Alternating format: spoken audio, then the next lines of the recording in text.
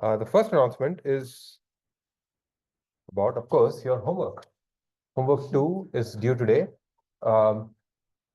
If you haven't started yet, there's still some time.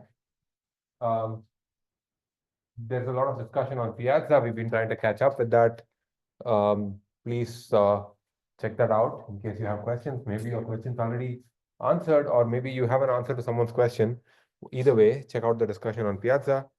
Homework 1 has been graded. My TAs can correct me. Not yet. This week, I just asked them. No, I'm asking my student TA. Okay. You said within 50 days. I think it's nearly graded, right? We're nearly done.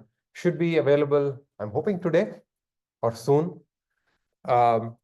Basically, the grading is done. I think we just need to make sure that everything is cleaned up and then there's normalized, the grades are normalized. And I think we may have to do some manual copying from Gradescope to Canvas.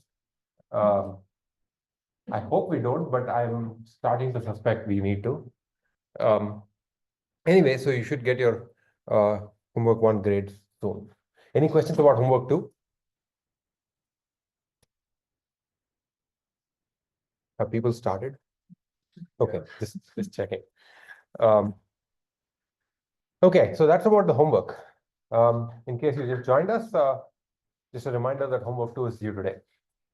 And of course, you have the late day in case you want to take advantage of that. The late policy is that if you submit any time between midnight today to midnight tomorrow, we will take away 10% of whatever point you get. If you submit anytime after midnight tomorrow, we'll take 100% of the points you get. Basically, we won't grade your homework. Actually, no, I think you can't submit it after that. Okay, so that's the first set of announcements. The second one is about your project. As of now, I think your project information should be available on Canvas.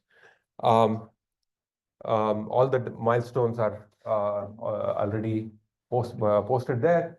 You'll be working together.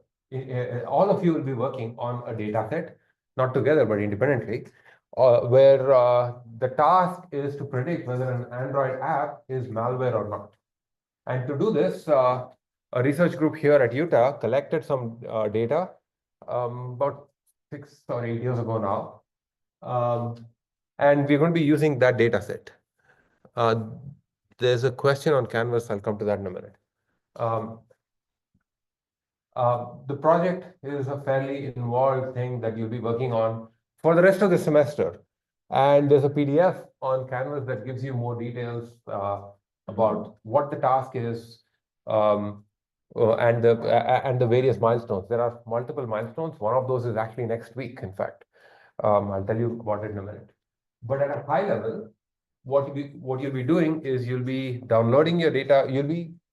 There's a link to Kaggle. Have people heard of Kaggle? If you haven't, there's a link to Kaggle anyway. You'll hear about it. There's a link to a Kaggle competition that is private, but you need the link to sign up. So you'll be signing up there, and you'll get the data from Kaggle, and you'll be posting. You'll be training models on the data and then posting the predictions to Kaggle, and Kaggle will be putting you on a leaderboard. And there are 2 parts to the leaderboard. Some of the examples that you'll be putting, some of the instances that you'll be predicting are public, will be used for the public leaderboard, and some of them will be used for a private leaderboard. You only get to see the results on the public leaderboard. And there are multiple milestones here. At a high level, what you need to do is you need to have at least 6 non-trivial submissions to Kaggle for the rest of the semester. Of those 6, at least 5 of those have to be algorithms that you have implemented on your own. In the class, you've already implemented 2 algorithms, right? You've implemented decision trees, you've implemented perceptron. All the variants of perceptron will count as 1 algorithm. All the variants of decision tree will count as 1 algorithm. So you'll be implementing your own code. So there are a few other rules that are listed out in the project document. I don't intend to go over that in great detail right now, but at least 5 things 5 submissions to Kaggle have to be your own code. The sixth one can be your own code, or you can use a neural network library or a machine learning library like scikit-learn or PyTorch or whatever you want. There are multiple milestones throughout the semester, throughout the rest of the semester. The first milestone involves is due Feb 15th. It's a very, very simple milestone to make sure that the mechanics of the process of submitting, etc., are easy. So basically, for this milestone, which is due next Tuesday, you need to join the project on Kaggle. So you need to click the link that you have. If you haven't got a Kaggle account, you need to create a Kaggle account. And there you download the data set. And we've given you 2 dummy submissions. These submissions don't really count, but they're just to kind of get you familiar with the format of the process and the format of the files that you need to upload and the process of uploading the file. So download this. One of the instructions on Canvas give you details, but download a particular dummy. Pick one file that we have shown you, upload it on Kaggle in the right place. What Kaggle will do is it will read the data and then it will tell you a number. And you need to tell us what that number is. So on Canvas, it's a simple 2-question quiz.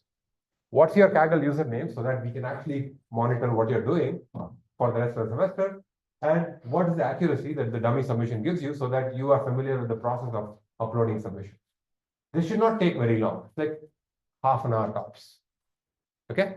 It's a very simple milestone, but it's the most important one because if you get this question wrong, you can have the world's best system on Kaggle. We would not know what it is. So we can't give you grades for anything that you do for the rest of the semester. Okay? This is like basically writing your name on an exam paper. If you don't do that, then I don't know whose exam it is. Speaking of exams, there's a midterm. There will be a midterm in class on March 6th. It will cover everything that we do in the semester till Feb 27th. And the exam is self-contained. It's going to be closed book, closed notes, no laptops, phones, etc. You will not need things like calculators for your exam. At some point, I'll post a study guide before the exam. Any questions about exams and projects?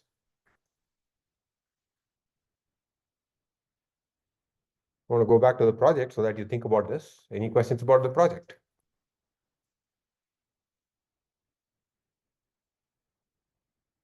There's a question on Zoom. Will there be any extra credit questions or opportunities? I don't know. Maybe there will be. Usually, I start thinking about extra credit things only in the second half of the semester. So we'll see. I can't promise things yet. Yeah. I was kind of curious about the data set. Will it be labeled like will this be like a supervised learning approach? Yes. So the data set consists of there are 3 data set files. There's a training set, which all of these are CSV. We've done the feature extraction for you, but I encourage you to play with feature transformations. In fact, I suspect, I'm giving you a big hint here, I suspect for this particular data set to do well, you will probably need feature transformations. But we've given you a featureized data with labels. There are 3 files. There is a training file on which you train your models. We've not split it into cross-validation splits like we do for your homework. You have to do it on your own. There is a test set, which you can evaluate locally.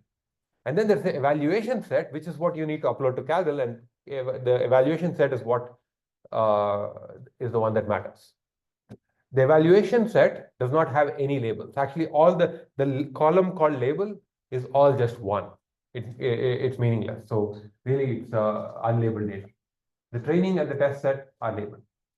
The other thing to note about this particular data set, since you mentioned the data, is the labels are not balanced in this task. So the number of zeros and the number of ones is not roughly the same, which means predicting the majority label, it's a good sanity check for you. Predicting the majority label should give you better than 50% accuracy, which is why the metric that we use in this is not accuracy, but something called F-score. I've written about what the F-score is in the project document. You should read about that.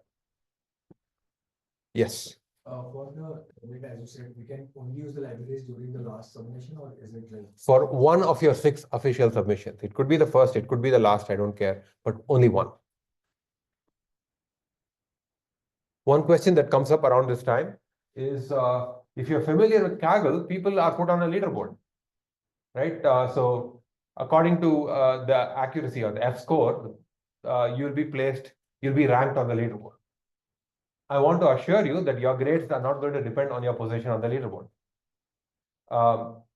You'll be submitting 6 different algorithms or the results of 6 different algorithms.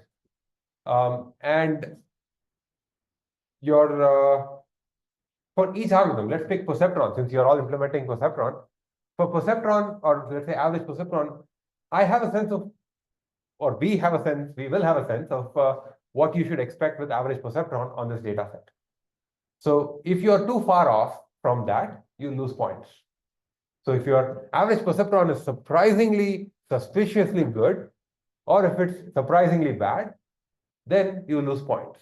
But I don't care where you are on the leaderboard, where your average perceptron is on the leaderboard. Does that make sense? The leaderboard is just there for you to compete with each other. Yes. We're gonna have to worry about any data cleaning or extra steps with this data set, or is that all been taken care of? Nothing's promised here. This is meant to simulate, not exactly, but a little bit of how you might be using machine learning out in the wild. You get a data set. The provenance of the data set is, in this case, actually it's reasonable, but even the provenance might be suspicious. Or not suspicious, but not particularly, there might be noise. But at the same time, we only give you a CSV file with, there are 360 features. The CSV file with 361 columns. What cleaning can you do? It's your call. Okay. Yes. Are we implementing like certain algorithms, or is it like just whatever algorithms? What do you mean by that? Like, is it like the student chooses the algorithm, or you can like teach us an algorithm? No, so you choose the algorithms. You get to pick whichever 6 you want. We will cover many more algorithms in the class. So far we've covered decision trees and perceptron. Right after the lectures on learning theory, we'll talk about ensembles. Ensembling is like a method for constructing algorithms by gluing together other pieces. So if you have a decision tree learner, you can put together many thousands of decision trees and get an ensemble decision tree. That's a different one. You can have many thousands of decision trees to produce features, and you can train perceptron on top. That's a different one. That's a different ensemble. You can use boosting, which is another kind of an ensemble. You can use, we'll cover support vector machines, we'll cover logistic regression. You'll implement those things also. You can use those. We'll be covering neural networks. I'm still not decided on whether you're going to build a neural network from scratch for homework or not, but maybe that could be your 6th library submission. You could choose to do some feature transformations. What feature transformations they are, I have some ideas, but I'm not going to tell you right now. I want you to think about that. You could choose to do feature transformations, and so you can have perceptron on the original data, plus or perceptron on a transformed version of the data. Those count as different algorithms because they are different hypotheses. So by mixing and matching these things, you get a whole bunch of. And there's one more constraint that I've written about, which is you should use at least 4 different learning algorithms. So SVM, perceptron, logistic regression, and decision tree would count as 4 different learning algorithms. Maybe you throw in a feature transformation with the decision tree, you get a 5th one. Or maybe a feature transformation with perceptron. You know what I mean? There are multiple options in what we cover. Well, you have code, might as well. So the other thing about this, the way the project is structured, is as the semester goes, you'll be implementing more and more algorithms. Might as well run them on the project data. That's going to give you something. It's not going to be trivial to use a decision tree on this data. I'll tell you right now. You'll have to do some thinking there. This is a hint. Take a look at the data. You'll get something. Yes. Absolutely not. I don't know anything about Android apps. I use them, but I don't know anything about that. This is one of the downsides of this project. I'm not asking you to go into the domain of Android apps. Treat it as just machine learning, there's a data set, you need to run some learning algorithms. Yes. One of your submissions with like a decision tree, are you allowed to swap that submission for like a? Yeah, in the past, I've had students who, you're required to submit at least 6, but I've had students who've submitted 20 or 30, and at the end of the semester, you pick out these 6 are my official ones. So there have been students who submitted like multiple dozens of submissions. So yeah, your call. And I think the leaderboard is a good sort of a motivating function. There's some bragging rights, such as it is, to be at the top of the leaderboard. I used to offer extra credit for whoever comes to the top of the leaderboard, but I decided not to do that because it needlessly gives points to people who already know the libraries, and I don't think it's fair. So I won't do that, but you can brag about it. I don't know whom to, but yeah. Other questions? Questions about the midterm? Yes. Absolutely not. No, I'm not going to have you write code on paper because it's a pain for you to write. It's a pain for me to grade. I don't want that. I'm almost certain there will be. I haven't made the midterm yet, but historically there have always been proofs. Yep. Will we have some practice questions? This study guide will basically be practice questions.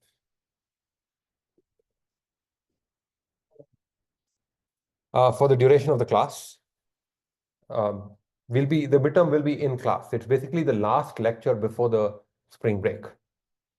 So the midterm starts at 12:25 or whenever class starts and goes on till. Absolutely not. You will not need any devices. You don't need anything except pen or pencil. And that's pretty much it. You don't look convinced. Trust me. I'll make sure that the midterm does not need a calculator. There was something else that I wanted to mention about the midterm. If I remember, I'll mention it. Other questions? Two other announcements left. They're not done for the day. There will be no class on Thursday and no office hours on Thursday.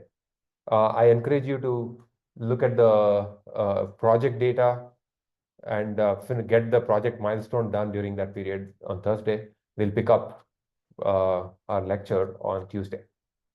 Okay. Still one more announcement. And this is a request from Professor Samir Patil and his student Annabelle Warner. They are doing a study on how students use AI, and they are encouraging you to fill out this survey. It's a 15-minute survey, and apparently, I think there's going to be a raffle for people who participate in it, and there's a $15 raffle at some point. You can read the thing, you can get the details. I don't know anything beyond what's written here. So if you have any questions, you can contact the people involved. I'll wait for you to scan the QR code if you want. And if you have any questions about this, I don't have any answers. Any questions? Any other logistical things? I feel like today there was a lot of logistics to get through, a lot of housekeeping. This project is going to be fun because it allows you to play with machine learning code in a slightly less constrained way. And this will also allow you to compare different algorithms and different ideas on a data set. And it's closer to what you might be doing if you're a data scientist, for example. Somebody just gives you a data set and says, go figure. This is not as open as that. It's still, I've already given you features. Usually, even that's not available. But it's a sort of a simulation of a real world use. Okay. If there are no other questions or comments, I propose we go back to computational learning theory.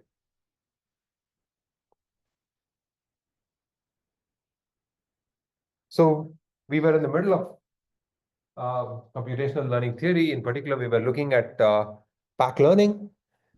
And just to kind of contextualize where we were, first we saw the need for a theory of generalization.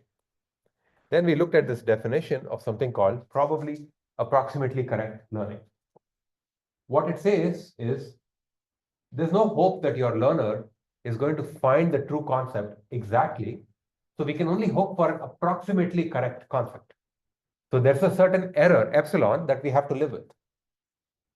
And sometimes, even if you're willing to live with that error of epsilon, sometimes you might be extremely unlucky with how your data set was created, and maybe you just can't even guarantee that your learner does better than epsilon.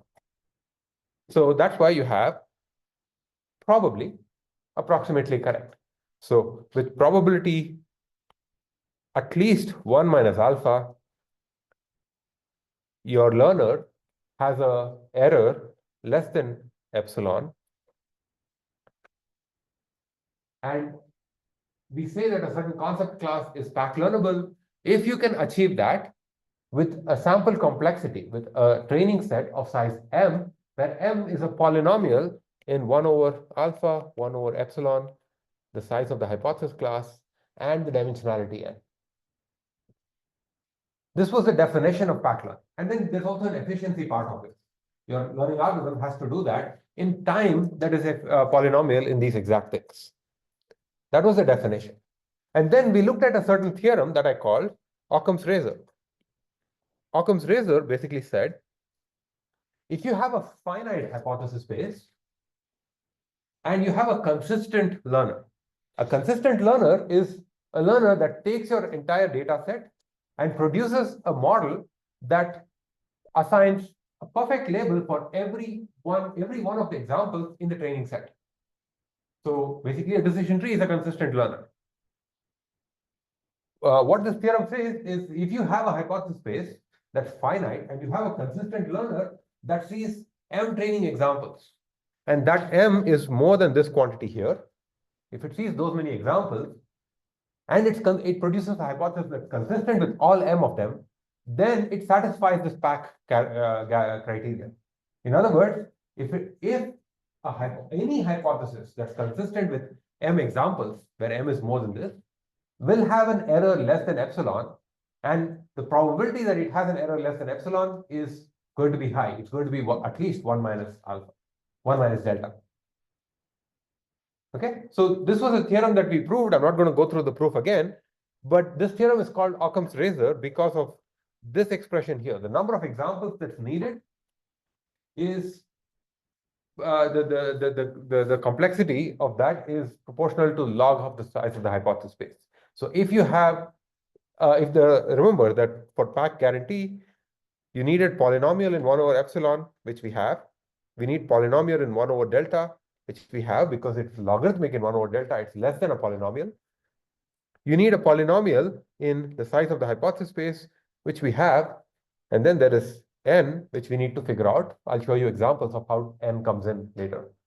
But the interesting thing is, this immediately suggests that if you want to make your sample complexity small, if you want this guarantee, and you have only a small number of examples, then you're better off exploring a smaller hypothesis space because then this criteria will be triggered. Right?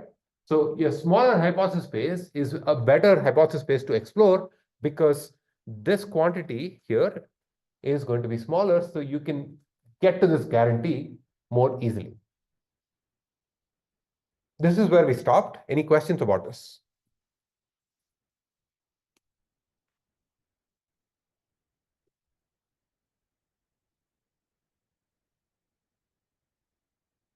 If there are no questions, we're now going to look at some applications of this expression.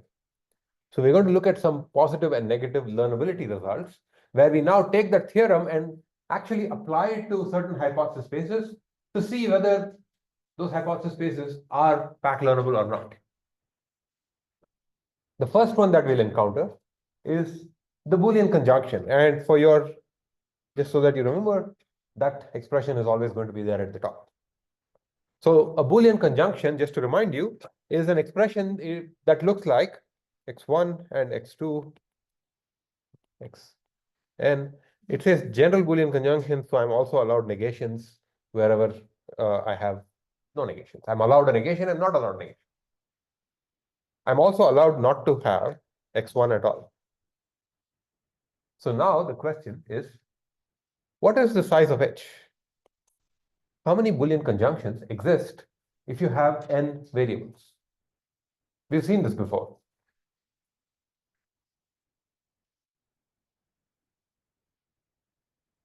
How many Boolean conjunctions exist if you have two variables?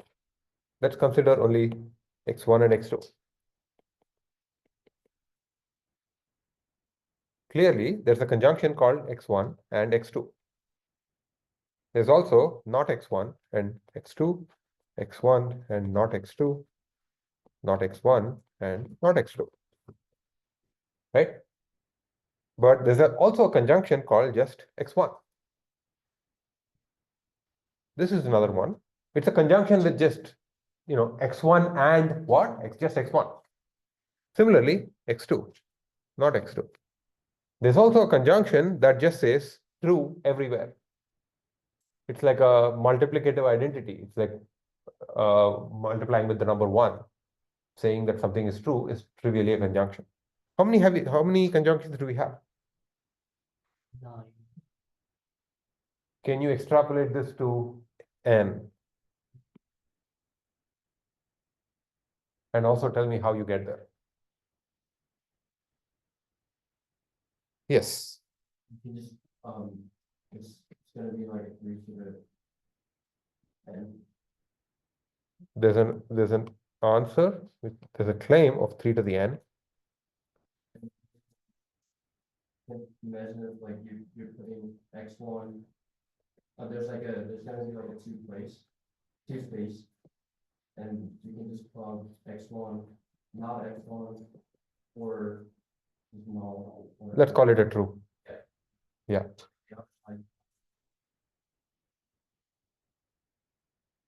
Or a true. So you have two slots because I have two variables. In the first slot, the slot associated with the first variable, I can either put in an x1 or a not x1. By the way, that's correct. I can put in an x1 or a not x1, or I can choose to not put anything there, in which case the variable x1 is not there at all, which is equivalent to saying I put the Boolean true there. If I put true, and something is that something itself. In the second slot, I can put x2 or not x2, or I can leave it empty. In the third slot, if there was a third one, I can put x3, not x3, or leave it empty. I can keep doing that. Now, the choice of what I put here in the first slot is independent of the choice of what I put in the second slot, which is independent of what I do for the third slot. So there are 3 possible options for each slot, and I can mix and match in any way I want. I can mix and match these 3 options in any way I want. So the total number would be 3 times 3 times 3 times. And the number of 3's there is exactly the number of variables that I have. So the total number of conjunctions is 3 power n. Any questions?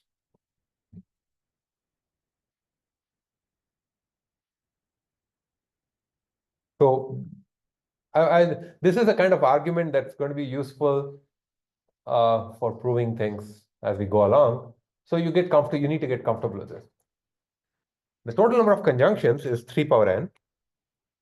That means here we don't care about the actual size of the hypothesis space, we care about the log of it. So the log of the size of the hypothesis space is n log 3. N log 3 is just order of n.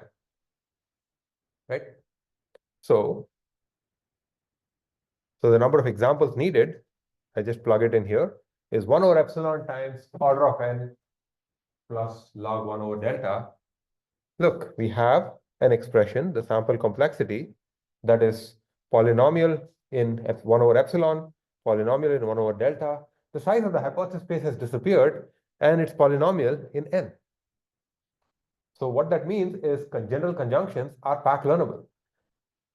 to make that more concrete, this theorem tells us that if you have a consistent learner, if you have a learning algorithm that finds a conjunction that is in agreement with all m examples, and that number of examples is more than this quantity there for some epsilon and delta, then you're guaranteed that with probability 1 minus delta, you're guaranteed that your future error will be less than epsilon. Let's take this for a spin. Let's say I want to guarantee a 95% chance of learning a conjunction that is at least 90% accurate. So that means if I have 100 data sets, in 95 of them, I will get a conjunction that is at least 90% accurate. That means my alpha is 0.05, which is 1 minus 95%. And the epsilon, so I keep saying alpha today, I don't know why. Delta. My delta is 0.05, and my epsilon is, I have 90% accuracy, so it is 10% error, 0.1. That means I can plug it into this expression, and I get something like 140 here. If I have a training set of at least 140 examples, and any training set, it doesn't matter what the training set is. If I have a training set that is randomly sampled from nature, and it has at least 140 examples. Oh, and my dimensionality is 10. And if you have a learner that just randomly finds a conjunction that is consistent with these 140 examples, then with high probability, with probability at least 95%, you're guaranteed that your error will be less than 10% in the future. Your generalization error will be less than 10%. Why? Because of the Occam's razor theorem. I didn't have to invent a learning algorithm. I just say, if there exists a learning algorithm that finds a consistent conjunction, I don't have to worry about overfitting because I have a large enough number of examples and it's large enough precisely defined in this way with respect to epsilon, delta, and the dimensionality. Now let's say the dimensionality goes up to 100. So there's an order of magnitude increase in dimensionality, then the number of examples needed for the same guarantee increases linearly with n, because you have n log 3 here. So you will need about 1,130 examples for the same guarantee. So when you had only 10 dimensions, you needed only 140 examples. When you have 100 dimensions, you need 1,000 examples. Now let's say you're not happy. By the way, this result holds for any learning algorithm. We've not committed to a single learning algorithm here. Any learning algorithm that produces a consistent conjunction, that searches the space of conjunctions and produces a consistent conjunction, will have this property. I will leave it as an exercise for you to think about whether we know a learning algorithm that can learn conjunctions. A hint is we've already seen one. Yes. You say whatever data set that has 140 examples, right? What if all examples are the same? What if all examples are the same? Yeah, duplicated. So that's an excellent question. That's a clever question. First of all, I thought you were going somewhere else. So let me address the question that I thought you were going to ask. What if the data set has noise? We're assuming that the true concept is a conjunction and there's no noise. So that part is easy. But what if there's 140 copies of the same example? And that can happen because you're randomly sampling the what do you call it? The underlying distribution. You're randomly sampling the underlying distribution, and maybe your distribution is so peaked that one example has all probability of showing up. If that's the case, remember, we have a fixed but possibly unknown distribution over the instance space. Even in the future, it's going to be mostly that example that shows up with high probability. And if it does not, that's why we have this buffer here. There's a small chance that we get things wrong. But if, for example, at training time, you have 140 copies of the same example, at test time, you just keep getting other examples. That means the distribution over the instance space has changed.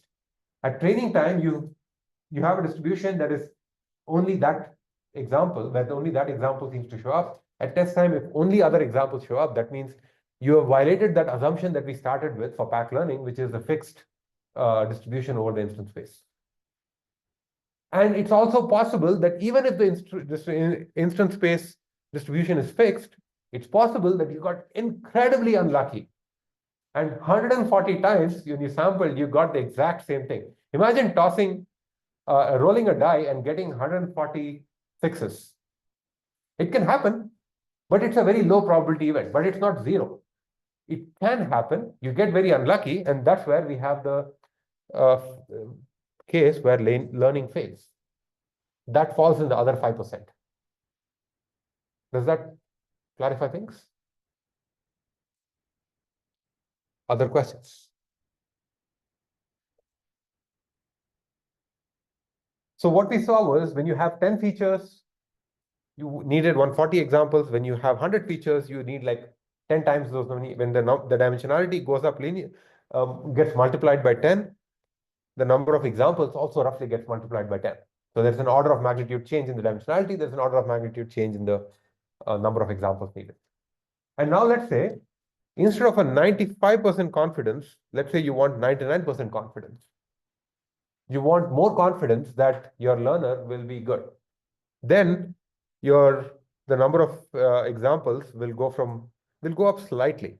It only increases logarithmically in delta because you have a log delta here.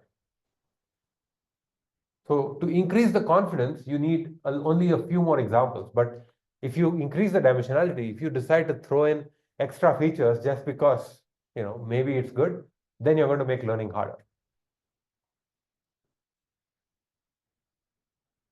Questions?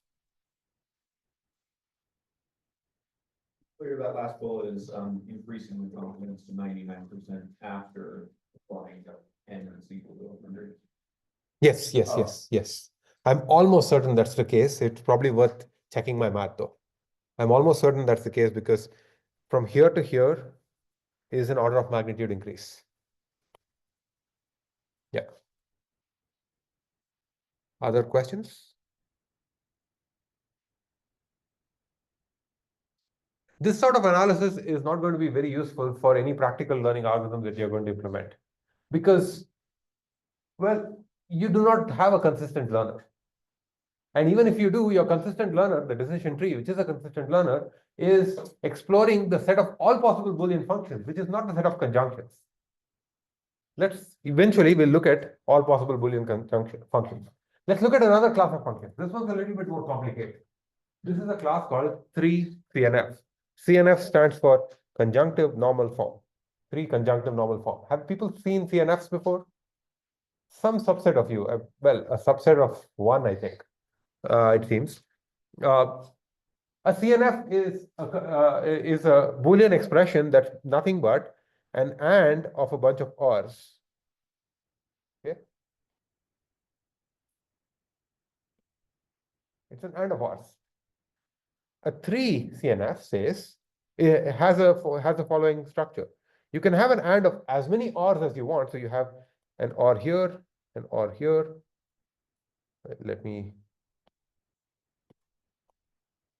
You have one OR here, another one here. You can have as many ORs as you want. So I can have another one. But each of those can have at most 3 variables in them. 3 variables, negations are allowed. So we say at most 3 literals. So for instance, I can have x1 and x2 or not x3 and x4 or x1 or not x2. That's a 3CNF. This is not a 3CNF. Oh, sorry.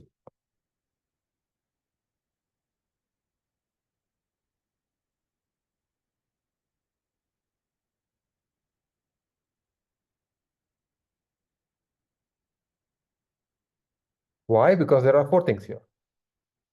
No, that's not a 3CNF. It's just a class of functions. It's just a class of functions that has a name. And it's interesting because It's well studied in CS theory. Oh, there's a question. Let me go back to that slide because that's an interesting question. If notice that increasing delta from 95 to 99 costs us only a little bit. So what stops us from taking delta to very, very, very, very small so that your confidence goes up to 99.99999? You can do that. You can work out the math and it works. It's fine. You can absolutely do that and nothing stops us from doing that. There's no, it's worth, I'll leave it as an exercise for you to think about what happens when the confidence is not 99%, but 99 point something like that. So your delta is going to be 0.00001. At which point you should think about what happens here. You can plug all those expressions in and see what happens to the number of examples and compare that to adding way more features. So which one is better? And the answer is going to be adding way more features is obviously going to cost you more because we are linear in the dimensionality and only logarithmic in the confidence. Okay, going back to 3CNFs. 3CNFs are a set of functions that are well studied in CS theory. And because theoretical machine learning came out of CS theory, I think these functions show up in machine learning also. But that's not the only reason why they're interesting. There's a reason why I'm bringing this up in a minute. So we have conjuncts. Each conjunct can have at most 3 literals. So the question that we want to answer is, if I have a learning algorithm that searches over the space of all possible 3CNFs and finds a 3CNF that is perfectly consistent with your data set, what is the sample complexity? How many examples should that consistent learner need to see to get the pack guarantee? To answer that question, of course, we need to count the number of 3CNFs because the pack, at least for a consistent learner, remember, we have a consistent learner in a finite hypothesis space. 3CNFs are discrete functions, so it's a finite hypothesis space. So the only thing we need to do is count the number of functions. So we need to count how many 3CNFs there are. Can someone take a stab at this? How do you count the number of these functions?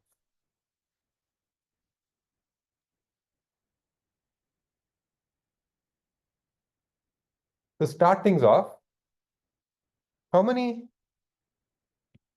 conjuncts exist?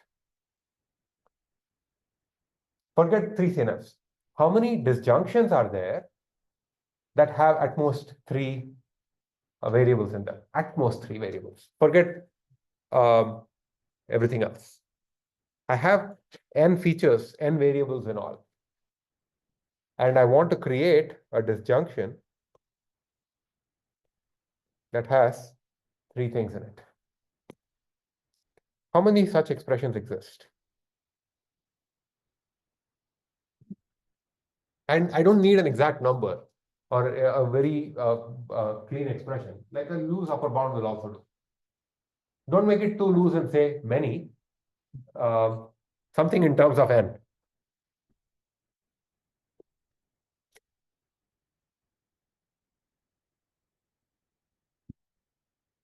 One way of thinking about it is,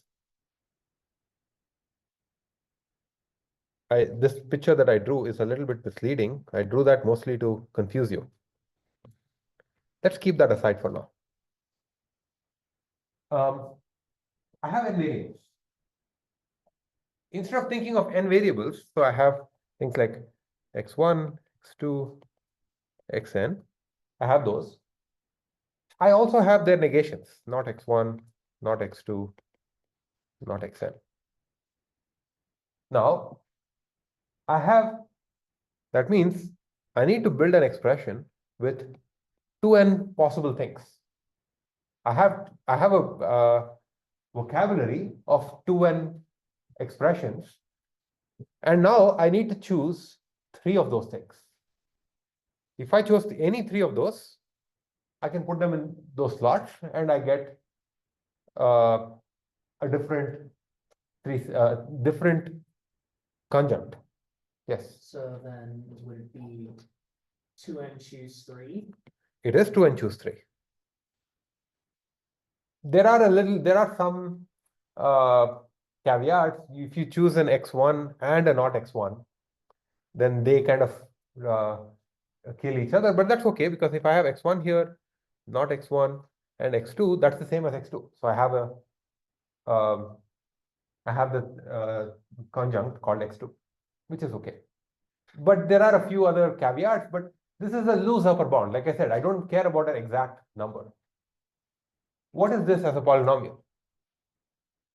What if I write this as a polynomial, what would the degree of n be in this? Someone said something.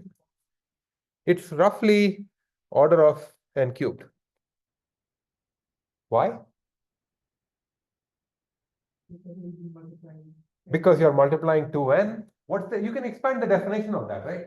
It's 2n factorial times divided by 3 factorial divided by 2n minus 3 factorial. It's basically 2n times 2n minus 1 times 2n minus 2 divided by 3 factorial. There are 3 times where n shows up, so it is roughly n cubed. We don't really need a lot of detail here, because eventually we are just going to be playing with order of magnitudes. So it's roughly n cubed. I've written it as roughly order of 2n cubed, which is unnecessary, but I could write it that way. Any questions about this?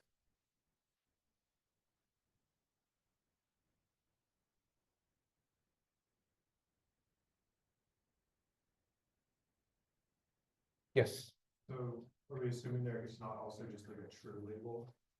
We could. That's just going to add one more. It's still going to be n cubed. It's actually not true, but false. False is a disjunct. Because if you, this is a mistake. If you have x1 or not x1, the whole thing just becomes true. So that goes away. But still, it's like n cubed is the upper limit for the count anyway. So it doesn't really, this level of detail is not going to matter. If you want to spend an hour or so, you can count the exact number and you can tell me. But for now, just order of n cubed or order of 2n cubed is good enough. So the number of conjuncts is 2n cubed. Now let's look at this expression here. It's something and something and something else, and so on. This thing here, the things that I'm drawing my boxes around, those are all conjuncts. So what I really have is something and something and an expression that looks like that.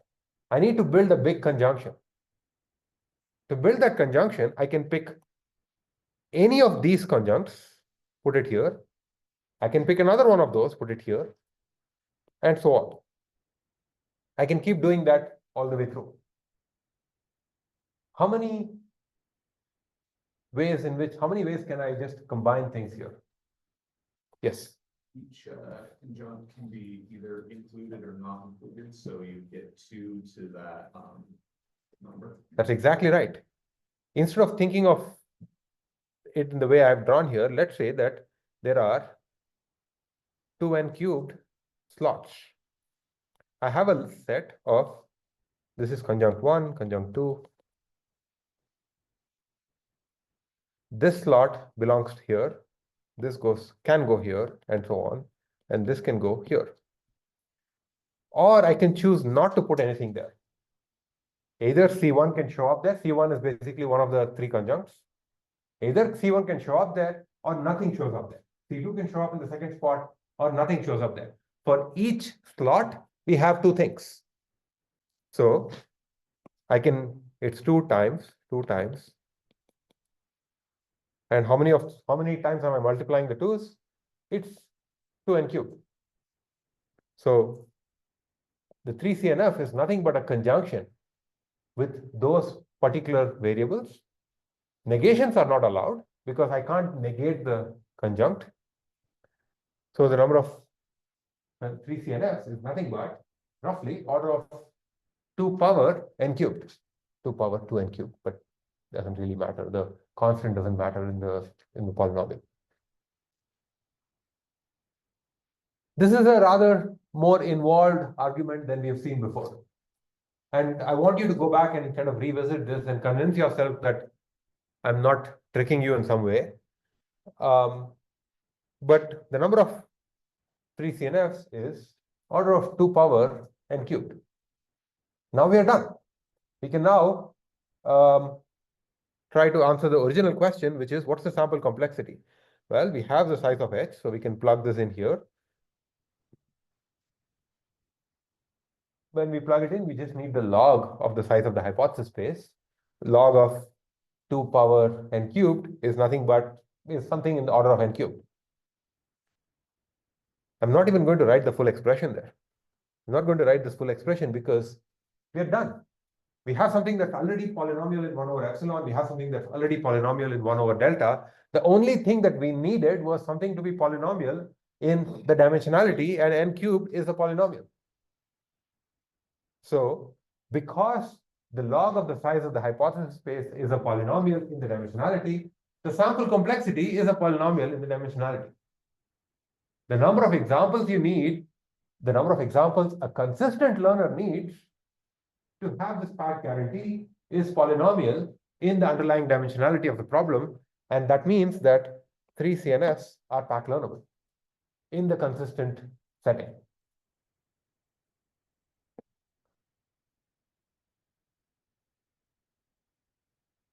It's not, what I said is not a complete story, because for this to be pack learnable, you also need to produce an efficient algorithm, or at least prove the existence of an efficient algorithm that whose complexity is polynomial in the dimensionality.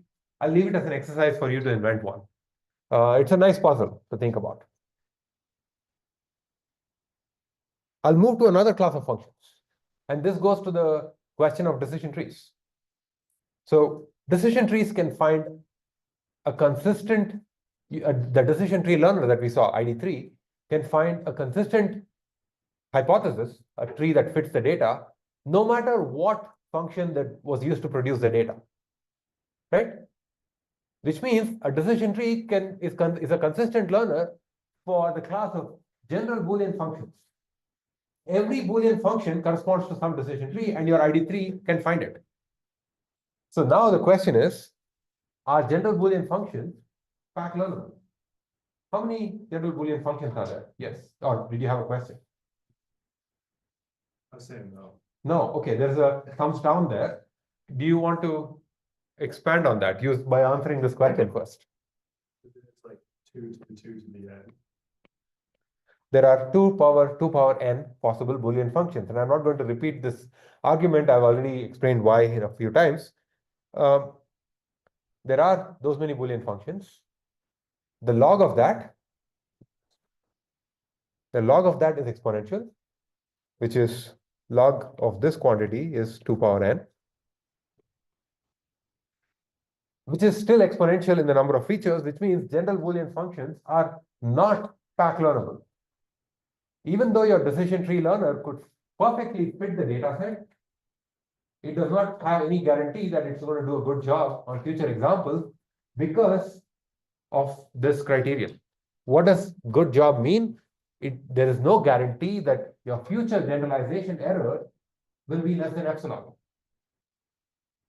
because you might end up overfitting the examples that you have.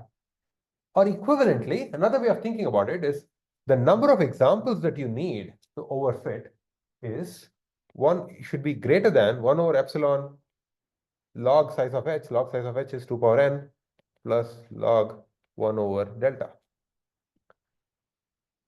Can someone tell me why this is complicated? Why you can't do this? Why the number of what's the problem here? Other than the fact that it's exponential, what's the problem here? How many if you have n features, how many rows can exist in a truth table?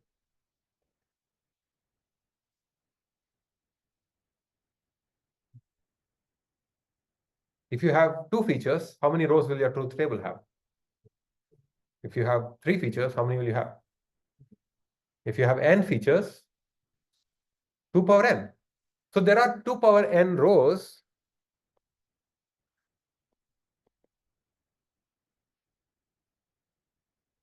There are only 2 power n unique instances. And epsilon is a number less than 1, between 0 and 1. So 1 over epsilon is a number more than 1. So this entire quantity is going to be more than 2 power n. To get the pack guarantee for a general Boolean functions, you need more examples than exists in the problem. There's no hope. So decision trees are amazing, but we need to, that's why you have, this is another reason for thinking about the depth limitation, because if you have depth limits, then you no longer explore the set of all possible decision trees. You no longer explore the set of all possible Boolean functions. Hopefully, whatever set you explore will be smaller and things will be better. We've already seen another reason why general Boolean functions are not learnable. In the mistake bound model, with the halving algorithm, the complexity of halving was log of the size of the hypothesis. Number of mistakes halving makes is log of the size of the hypothesis space. Once again, here, log of the size of the hypothesis space in 2 very different styles of analysis, we get the same complexity parameter, log of the size of the hypothesis space. That seems to be something fundamentally correct here, or fundamentally true about learning. And we'll see, we'll have a discussion about that later on. Any questions about this?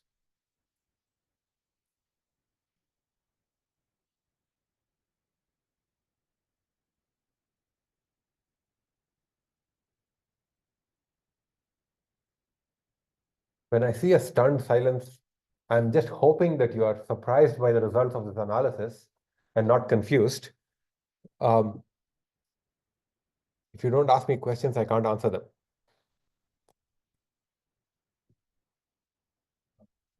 So there are so many two to code and unique instances, but can we just calculate them so that they are larger than? You could, in fact, that's a good technicality there. You could have repeats of the same instance, but even then, you're not introducing new information into the system. This doesn't require new information, by the way. So technically speaking, what you said is correct. You could have more than 2 power n examples in a data set because the same instance might be sampled multiple times. You could have that. But then I'm going to go back to the other argument about the definition of pack that says you need polynomial sample complexity and exponential is too big.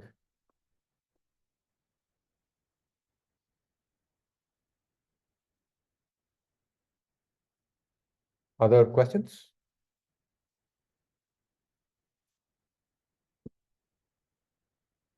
And now I'm going to just, instead of proving things, I'm going to just, yes, did you have a question?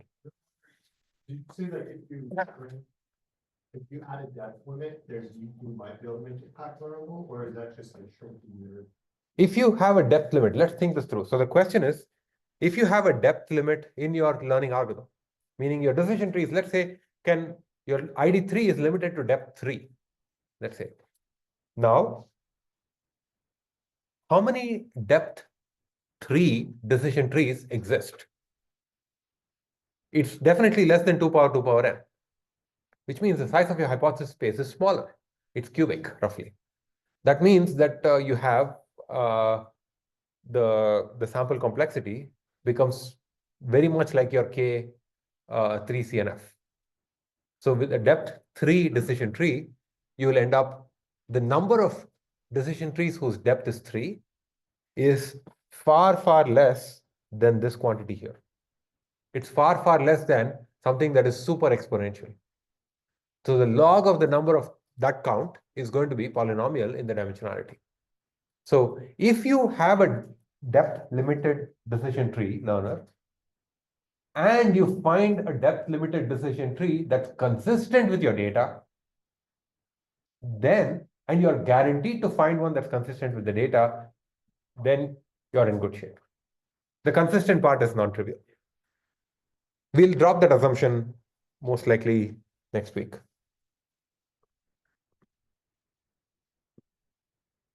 I'm going to now list a bunch of functions.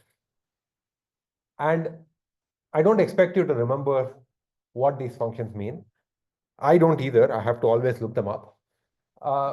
There's a reason why I'm going to list them. We already seen 3 CNFs, where you have 3 literals that together form a disjunction, and there are many of those that form a big conjunction. There's something called a 3-clause CNF. It's basically just you can have any number of you can form a big disjunction, however big you want, and you can have exactly at most k of those k such things.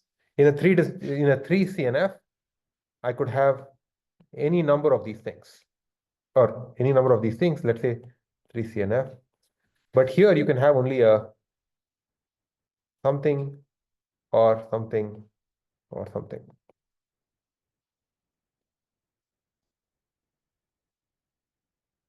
And so on. But I can have any number of these things. In a 3-clause CNF, I can have exactly 3 things here. And inside this, I can have as many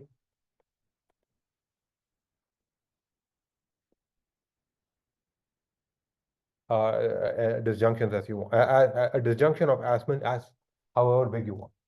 These are just 2 different function classes. And they have some names. We don't need to worry about what they are, why they are interesting. Let's just say there are some function classes. I can also have another function class where I just replace every and here with an or. I swap the ands and ors. So then you get 3 DNF, disjunctive normal form, or 3-clause or 3-term DNF. These are just names. 3-term DNF, or again, don't worry about remembering any of these things. These are just function classes.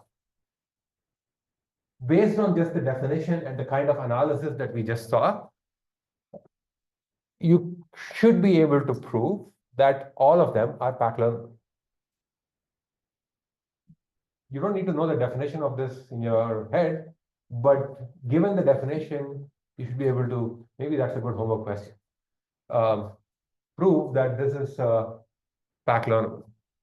It's not particularly hard. It's exactly the same analysis that we saw with, okay, it's not easy.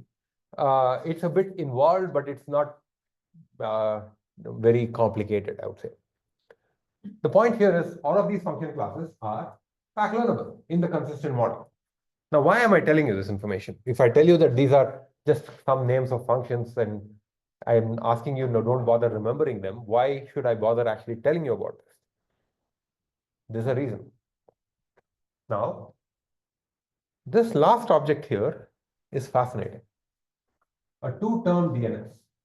A 2-term DNF looks something like this. I'll write it on top.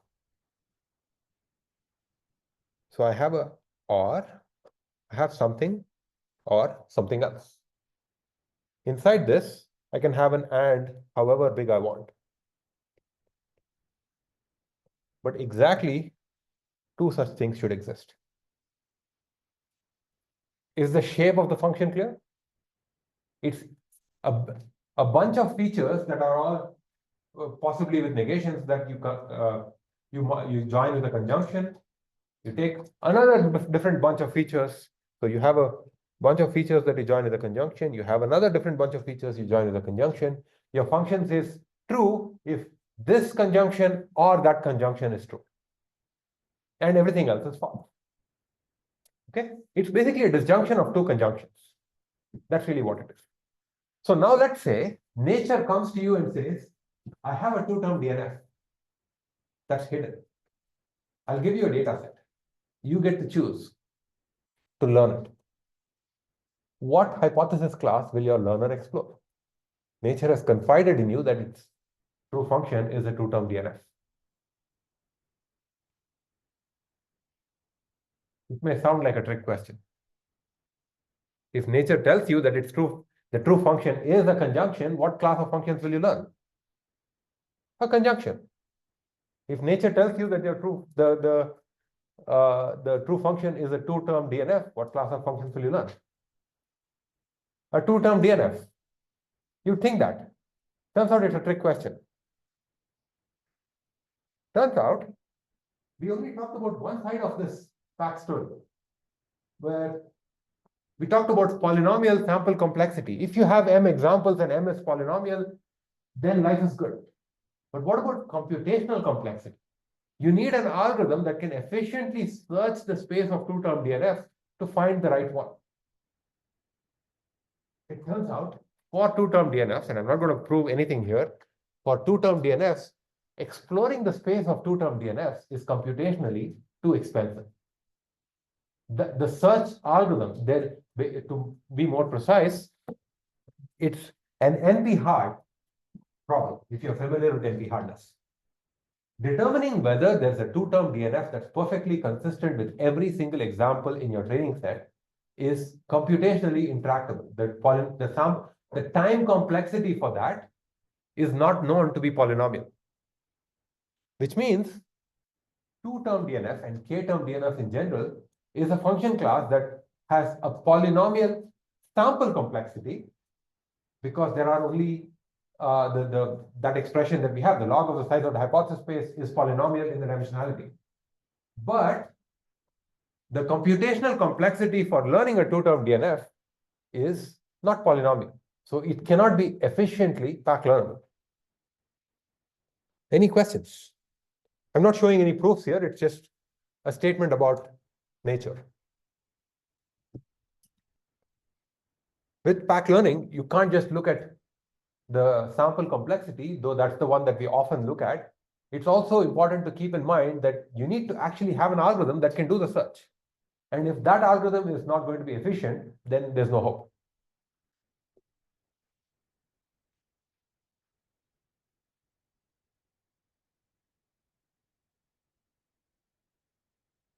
Any questions about this? Yes. So ideally, we not only just want to determine whether learning a class is even pack learnable, but more importantly, we want to know if we can do that pack learning efficiently. So there is pack learnability in terms of sample complexity and pack learnability in terms of efficiency. So two-term DNF is not efficiently pack learnable. It's pack learnable, but not efficiently pack learnable. And ideally, we want it to be efficient. We need it to be efficient. Otherwise, we can't actually implement anything. I take it then that it's not possible. This might be a silly question. It's not possible for something to be efficiently learnable, but not sample complexity learnable. Like, does something? Actually, I think there are efficiently learnable I believe there are some function classes where it's possible to efficiently search, but not do the other thing efficiently. I have to look it up. It seems like a weird thing. It is, but there are more weirdnesses that are going to come very, like right now, in fact. Like this is not the weird part. The weird part is, remember I talked about 3 CNFs? And I said as an exercise, come up with an algorithm for learning 3 CNFs efficiently. This was just a few minutes ago.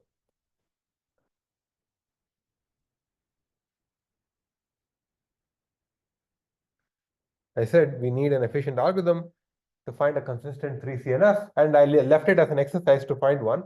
Let's say you did that exercise and you found one. So there is a algorithm that can learn a 3 CNF. Okay? Now here's the thing. Or k-CNFs in general. It turns out that every k-term DNF can be written as a k-CNF. There's a construction here. You don't have to worry about it. Rather, I want you to, I elaborate on this construction here in more detail. I'm not going to tell you what it is, but the more important point here is this statement is saying that your concept class k-term DNF cannot be learned if your learning algorithm is searching only the set of k-term DNFs. But every k-term DNF is a k-CNF. And there's an algorithm that can efficiently search the k-CNF. So by widening the search space, you can find a pack learner. It's pack learner. I'll talk you through the weirdness here. There's a concept class, C. Your true function is any point inside that. This point here, maybe. In this case, C is your k-term DNF. And what we found is that searching this space is not computationally feasible. Is not, you cannot search the space of this. The metaphor I always have in mind is, imagine that you lose a ring under the tree. You can't search, maybe it's too dark there, so it's not possible to search for your ring right there. Something like that. You need to search the space, your algorithm needs to search the space to find a k-term DNF, but unfortunately, it's computationally intractable. Every k-term DNF is a KCNF. So there's a class H that contains the set C. And it turns out, instead of searching the set C, you are better off searching the larger set H. You lose a ring under the tree, you can't find it, so you search the entire park and you'll find it.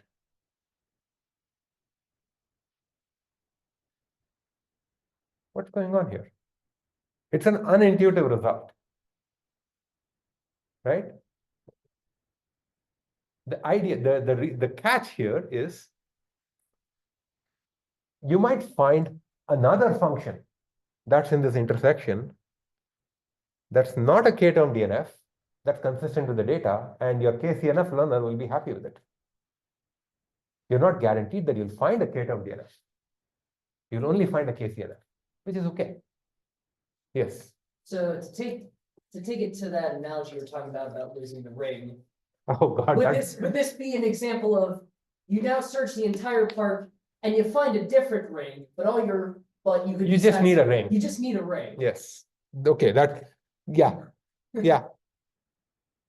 I didn't think the analogy would work, but okay, you made it work. But it is one of the more unintuitive results. You have a smaller search space, and because of the weirdnesses of combinatorial spaces, that search space is hard. You generalize it to a larger one, and we'll need to find, learning can be successful in the larger search space. Yes. Is it because the algorithm for DNF is hard, but the algorithm for all DNFs is pretty easy? Well, not DNF and CNF, but specifically k-term DNFs. The algorithm is hard, but KCNFs is easy. It's not, I wouldn't say DNFs and CNFs in general. Possibly, yeah. Yes. So technically, like, for the picture, when we're searching the space, are we kind of just searching H, but not in C? No, because this point is also contained inside H. So every point inside that the C is a KCNF, and as a result, it is a valid target for your CNF search. So you might end up finding something inside the red circle, but you're not guaranteed that. Other questions?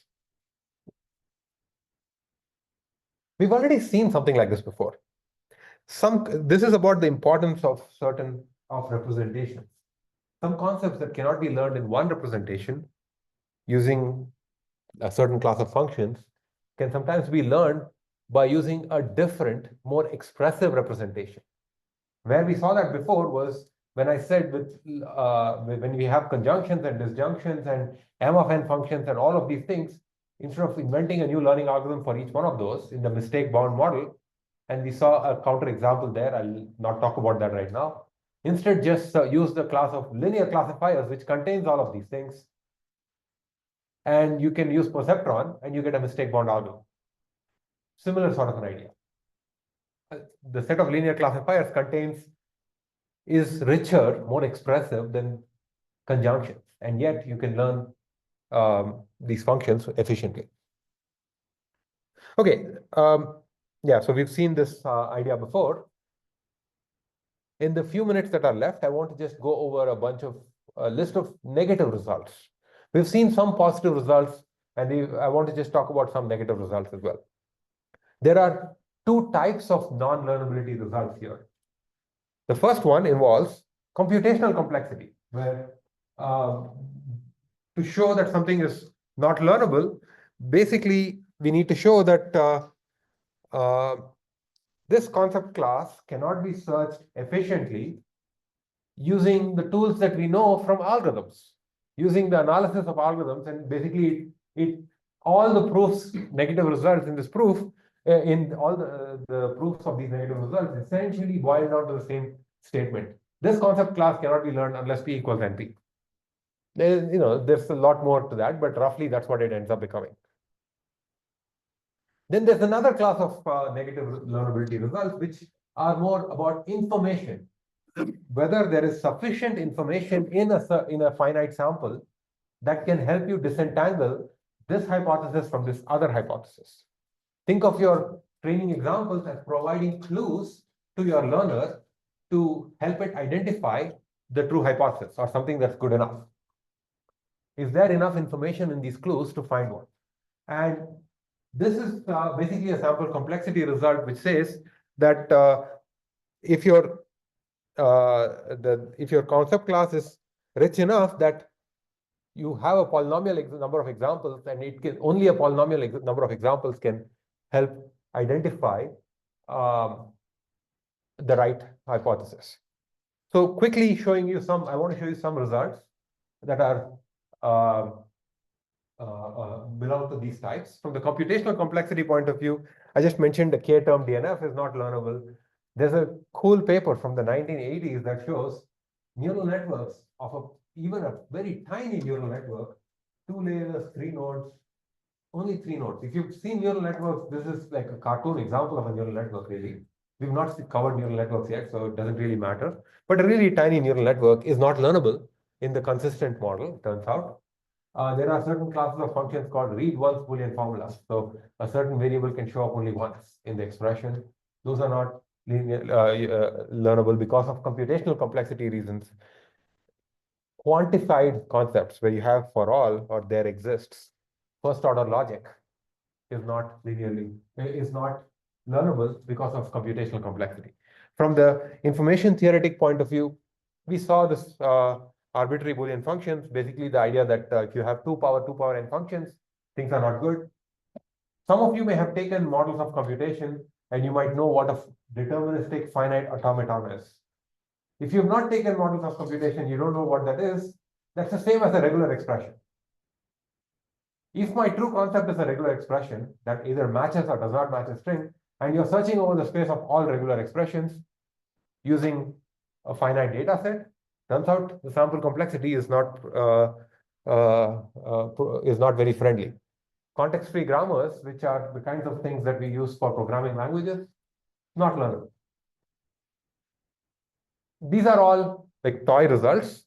I don't want to go into the details of proofs, but I'll stop here, but end with only one comment. All of these results are in the consistent learning model. First, there are 2 assumptions that we had. The first assumption was we know the true hypothesis space. We know the true concept class.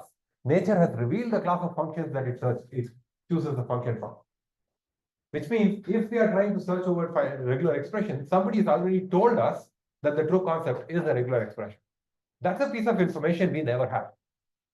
The second assumption that we have is we have a learner that can produce a concept that's consistent with any data set. And that's also a non-trivial assumption. And even in this, that's also a sort of a pretty harsh assumption. Even in this restricted setting, interesting classes of functions are not learnable. And yet, we have ChatGPT and such things.